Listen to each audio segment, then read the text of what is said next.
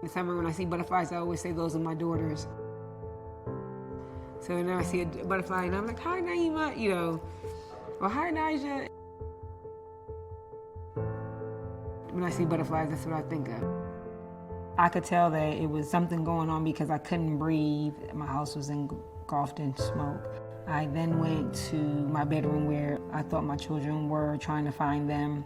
I found out at the hospital that my daughters had both passed away.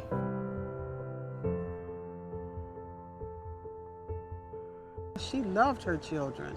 She loved them more than life. So for somebody to accuse her of something like that was just unbelievable. I woke up out of my sleep to tell me that I was indicted, in which I didn't even know what that meant. And what these prosecutors did to my daughters is unreal. How could you say this about me? Like, you don't know nothing about me and my children, you know? So how could you ever say, like, I didn't love my kids or I didn't want my kids? It took 3 trials. It was absurd.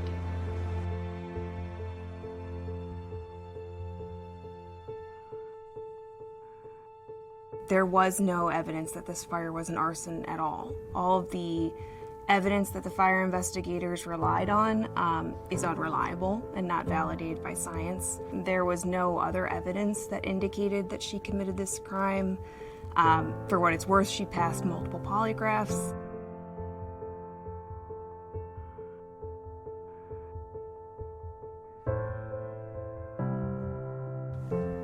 I was a little overwhelmed. I felt like maybe now something can happen. Maybe now that, somebody would actually help me.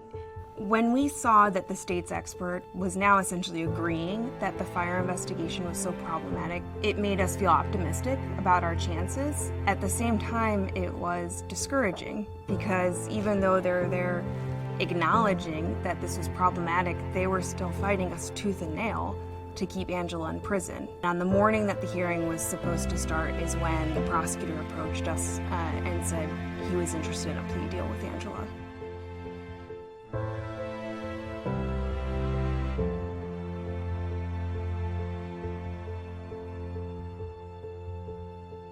Here I am listening to this deal, but then I have to take back everything I stand for and believed in. I always said to myself, I'm never gonna take no plea, because like, I didn't do this, so like, I'm not gonna admit to something I didn't do. But then as time went on, you know, like since I've been here, like I lost my dad, you know, my mom's getting older, I'm getting older, and thinking like, okay, if I take this, then, you know, I have a chance to be at home with my mom, and I won't have to lose another parent in prison, or, you know, I can see my mom get older, like I can actually one day make her breakfast in bed and actually have a life with my mom. Here she was on the morning of the hearing, and this is the first court date she's had in 18 years, and she thinks she's going to get the opportunity to prove her innocence. And she's given this choice, and she has to choose between maintaining her innocence and continuing this fight, but risking the unknown, or she can choose certain freedom. And for somebody who'd been incarcerated for as long as Angela had and was facing so much additional time, I mean, she wasn't going to see the parole board until she was 72 years old. Turning down the option to go home to her family would have been incredibly difficult for her. I don't want to lose my mom while I'm here. And so, like, I took this plea out of fear because I didn't want to spend the rest of my life in prison, and I didn't want to lose my mom while I'm here.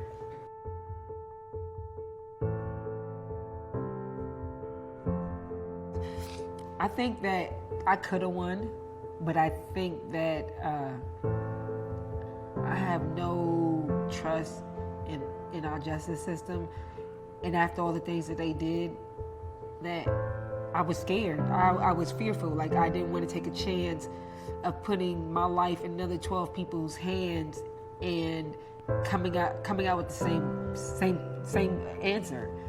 Even though plea bargaining is maybe a necessary part of our system, it does not always lead to just results. And there are times when innocent people plead guilty because they feel that that's the better choice, it's the more rational choice, and They don't want to risk a long sentence. It's a difference when you gambling and you take a risk. You know, you lose some money, but guess what? You can get it back. You can go to work and get it back. But gambling with your life is a whole totally different ballgame.